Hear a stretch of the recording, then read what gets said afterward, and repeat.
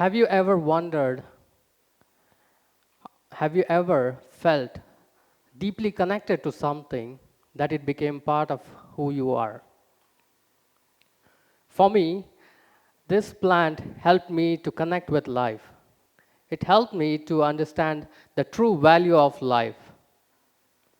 I've wondered how this tiny little plant stood by me for many years, standing strong, steady, and silent as I was going through the joys and struggles of my life. I feel this plant represents my quiet identity in a place where I live.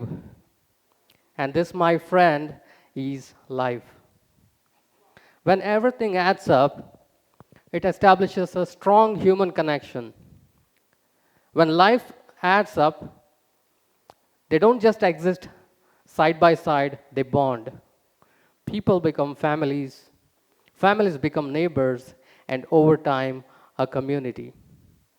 But community needs more than just a shared space. They need a stronger settlement, a symphony of activities, protection, commerce, learning, and healing.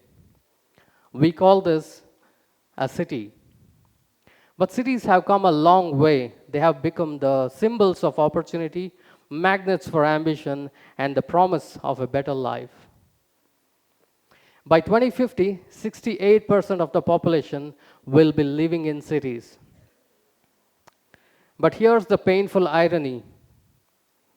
Cities protect us, but when they are strained by the unchecked sprawl, driven by explosive growth, overconsumption of resources, and widening social inequality, if not nurtured with care and foresight, the same cities which protect us can begin to harm us. A 13-year-old boy named Arjun was returning home from school in Delhi. He never made it. A speeding truck, a blind turn, and a broken traffic signal. His dreams ended on the road. In another city, a vibrant city of soul, a public celebration turned into a nightmare. In moments, people gathered, and a stampede claimed lives of 150 people. And in an informal settlement, crowded settlement in Manila, a young girl commits a petty theft, not out of malice, but out of hunger. Crime doesn't always grow from evil. It often grows from inequality. The cities that should be shields often become arenas of sufferings. And let's not forget, these cities are resource-hungry beasts. Jakarta is literally sinking because of unregulated groundwater extraction. And Cape Town almost ran completely out of water. And in Delhi, sometimes breathing air is equivalent to smoking 20 cigarettes a day. Cities are where life concentrates, but cities are also where risk concentrates. Let me tell you how I got caught in this dichotomy of life versus sufferings. I'm someone who has worked across continents, collaborated with planners, engineers, and thinkers. And my work has taken me from the vibrant streets of Bengaluru to the structured avenues of Singapore to the complex command and control centers of cities monitoring the lifelines of urban cities. And through it all, I realized this is my power. I build systems, I connect the dots, I imagine better future, and I help others build them. Now let me ask you a question. What is your power? Are you a storyteller, a data whisperer, a leader, or a teacher? Because cities don't just need experts, they need everyone. So through years of working across geographies and observing the human behavior under pressure, I've come to the conclusion that the cities of tomorrow must have three important ingredients. Number one, sentient. The cities that feel. Imagine a city like a human body. A body without nerves cannot feel. A city without connections, digital, physical, or emotional, are blind and deaf to the sufferings of its own people. Today, your bus is late, you're stuck in the traffic, your life is not guaranteed on the streets, your trash is not getting collected, and your flood warning doesn't arrive because the city is not fully connected and it cannot feel the strain. We must weave together the sensors, infrastructure, and humans into a neural network. I started my career 2 decades ago, which was the era of sensors just beginning to enable cities to be sentient. As a field engineer, my job was to build the veins and the sensory abilities for the fragmented cities. Today, we have come to a point where smart cameras can detect the crowd buildup and identify the crime in real time. Delhi has installed 295,000 CCTV cameras in the public spaces, and Singapore has 100,000 CCTV cameras. Likewise, sensors that track water levels in the drains, traffic signals that can talk to each other and feel the city's suffocation due to the choking of roads and endless jams, and the smart bins that signal when they are full. When cities can feel what's happening in real time, they can respond just like a living being with sharp instinctive reflexes. Number two, responsive. A responsive city. Awareness without action is meaningless. A responsive city doesn't just feel, it cares enough to act. Why did Arjun die? Because the system knew about the broken traffic signal, but it didn't assign the accountability to fix it. Why did people die in the stampede?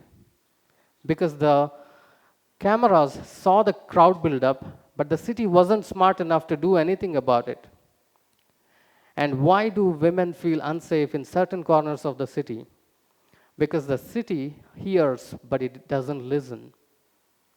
We need cities to respond faster than tragedy strikes. Now imagine this.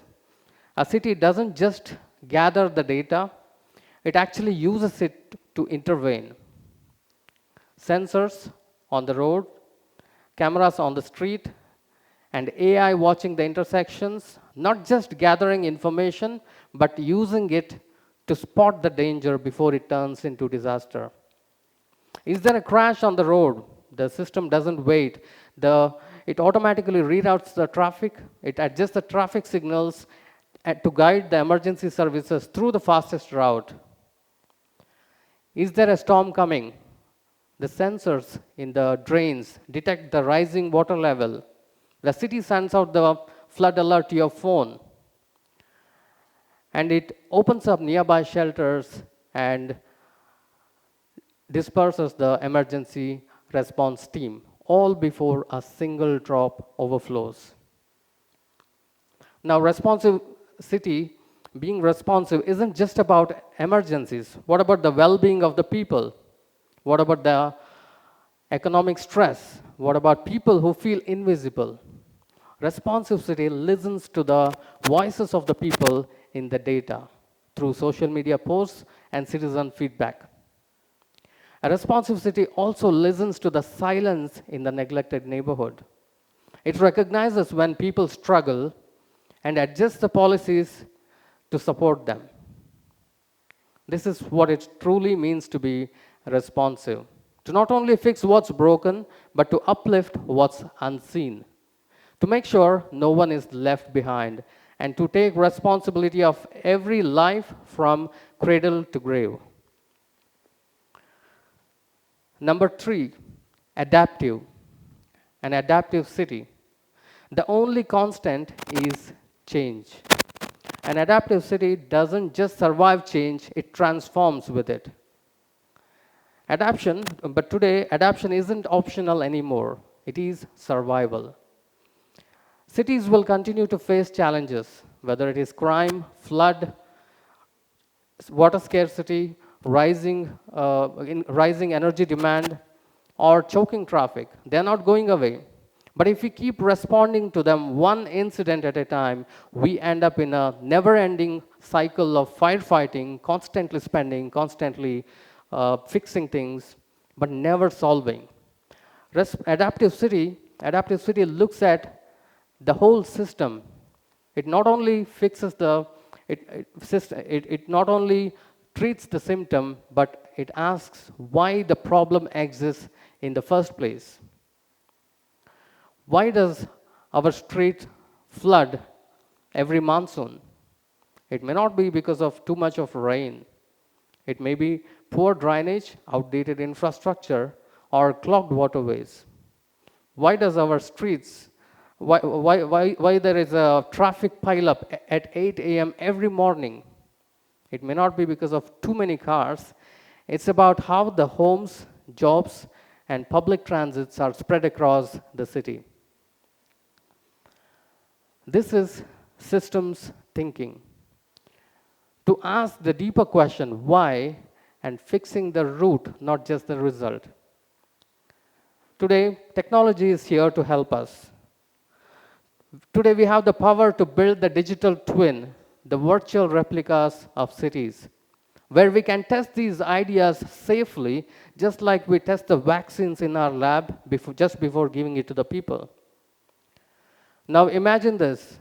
If we want to build a flood-resilient city, the city runs a flood simulation powered by digital twin and real-time sensors and weather data. And it generates the output which will help us to redesign the city's coastal lines and the drainage systems. And it also helps us to redefine the policies to restrict human settlements in the high-risk zones.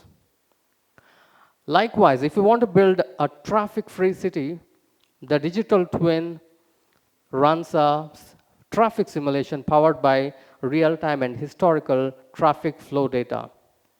And it generates the output which will help us to redesign the complete city's layout, transit policies, and the daily rhythms of the city.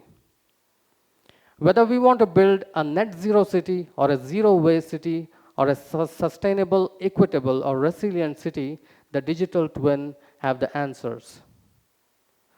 We try, we learn, and we adapt, all before laying a single brick or pouring a drop of concrete. This is what it truly means to be adaptive. To not only be responsive for change, but to adapt with time. So what does it mean to build a city that is sentient, responsive, and adaptive? It's like building a city just like a living plant, deeply rooted in awareness, bending with the winds of change, yet standing tall in harmony with its surroundings. Strong, steady, and silent, spreading peace, purpose, and possibilities for every life that it touches. Now, let me return to the question again. What is your power? You, the teacher, can foster the minds who can build the cities of tomorrow. You, the policymakers, can define laws that heal instead of harm. And you, the innovator, can make the technology cost-effective. And you, the citizens, can demand better systems to build stronger communities. Let us all be the flower in the city's garden. Let us flourish not just for ourselves, but for the ecosystem around us. Because when we all bloom together, we don't just build cities, we build civilization worth inheriting. Thank you.